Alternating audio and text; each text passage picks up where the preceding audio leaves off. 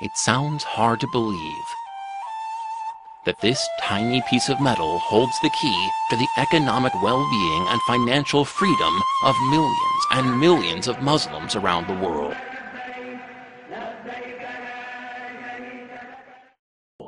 But what is even harder to believe is the futile hope and millions of dollars and the endless amount of valuable time of our scholars that was put in perfecting the oxymoronic practice of Islamic banking, only to see it crumble at both the ideological and practical levels.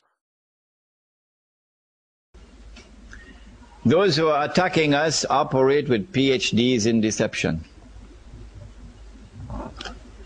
If there are 10 Muslims and they're able to get 6 of them to borrow money and interest from the bank to buy a house or to buy a car or to build an Islamic school,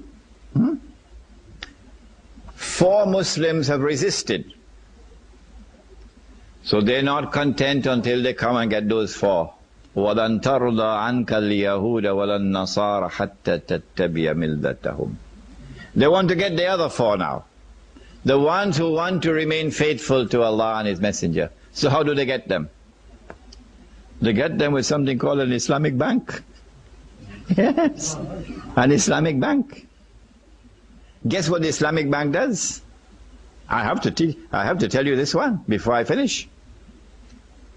What the Islamic bank does, 9 times out of 10, is to give you backdoor riba.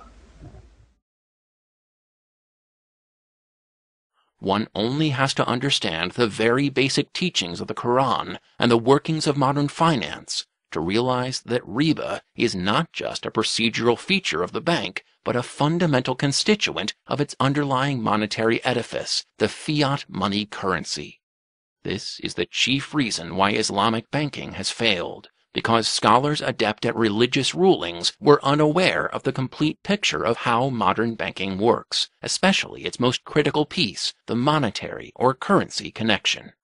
The modern Islamic bank remains irrevocably un-Islamic because it operates on the same prohibited practices of riba, gharar, sale of debt, and fractional reserve, as well as such dubious distortions of Islamic contracts like cost-plus financing.